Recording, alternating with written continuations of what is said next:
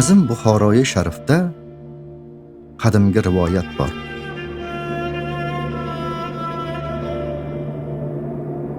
Ushbu rivoyat bugungi kunda ham jildirab oqayotgan musaffo suv chashmasi oldida aytiladi. Rivoyatga ko'ra, qachonlardir bu yerlarda og'ir qahatchilik bo'lgan ekan. Tirikchilik tashvishidan qiynalib ketgan Buxoro aholisi Parvardigordan yordam so'rab iltijo qilibdi. Xudo ularning iltijolariga javob beribdi. Xudo Ayub payg'ambarni yuboribdi. Ayub payg'ambar hassasi bilan yerga urgan ekan, yerdan suv otilib chiqibdi. Xo'sh, Ayub payg'ambar kim edi? Odamlar bu payg'ambarni sabr timsoli deb atashadi. Bunga nima sabab bo'lgan ekan? Ayub payg'ambar haqidagi hikoya muqaddas kitob tarkibidagi Ayub payg'ambar kitobida berilgan. Ushbu qadimgi bitik payg'ambarning hayoti va faoliyatini batafsil tasvirlab beradi. Ayub sharqdagi eng buyuk odam edi. Uning boyligi va donishmandligi hammaning og'zida doston edi. U aybsiz va solih edi. U Xudodan qo'rqardi. Fosiqlikdan yuz o'girgan edi. Hamma Ayubni hurmat qilardi.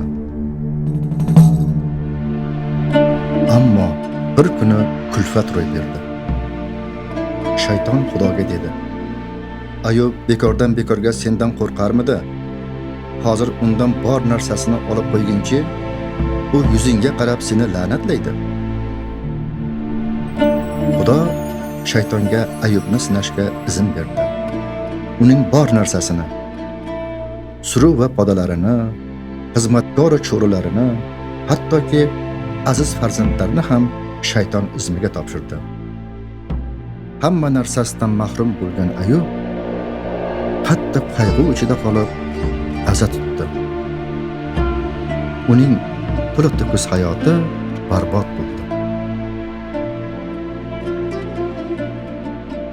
Eng og'ir musibatda qolganda ham Ayub payg'ambar shunday deb aytdi: Onamning qornidan yalang'och tushgandim, dunyodan ham yalang'och ketaman. Hamma narsamni Xudo bergan edi, Xudoning o'zi olib qo'ydi. Egamning nomiga hamd va sanolar bo'lsin. Ammo shayton bu bilan kifoyalanmadi. U Xudodan Ayubning tanasini dardga mubtalo qilish uchun izn so'radi. Shayton shunday qildiki, Ayubning butun tanasi boshidan oyog'igacha jirkanchli yara bilan qoplandi. Ayubning do'stlari va qarindosh urug'lari undan yuz o'girishdi. Hattoki xotini ham unga Xudoni la'natlangda o'lib qo'ya qoling deb aytdi. Ammo Ayub xotiniga shunday dedi: Xudoning qo'lidan yaxshi narsalarni qabul qilamiz-ku, yomonlarni olmaymizmi? Ayub sharmandali ahvolda qolgan. Xudo uni tark etganga o'xshardi. Ayub kitob bilan Xudoga shunday savol berdi: Nima uchun? Nima uchun sodiq qulingni bunday azob-uqubatlarga duchor qilding?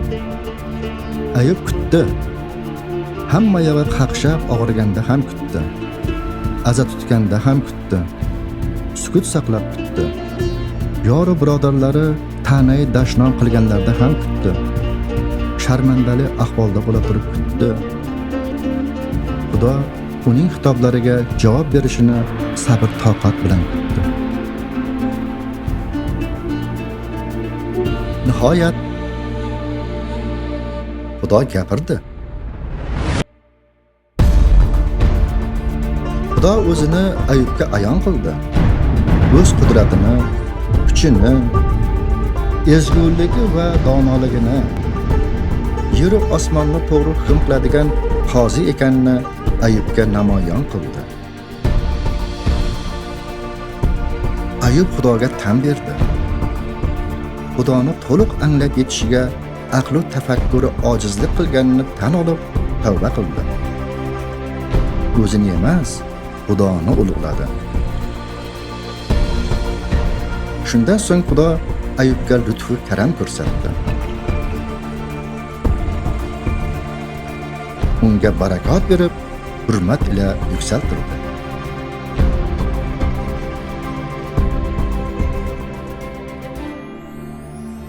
Ayubning hamma aka-ukalari, opa-singillari, eski yor birodarlari kelishdi. Uning uyida ziyofat qilishdi. Egamiz tomonidan yuborilgan kulfatlar uchun hammalari Ayubga hamdardlik bildirib, unga tasalli berishdi. Xudo unga vafot etgan har bir farzandining o'rnini bosadigan 7 o'g'il va 3 qizni berdi. Ayub yoshini yashab, oshini oshab, uzoq umr ko'rib olamdan o'tdi. Rivoyatga ko'ra, Buxoroy sharifdagi Chashmai Ayub Xudo tomonidan yuborilgan barakot edi. Hayot baxsh etuvchi ushbu mo'jizani Xudo o'zining kamtarin, sinalgan bandasi Ayub payg'ambar orqali zohir qildi. Azob uqubatda ham Ayub uzoq sabr qildi.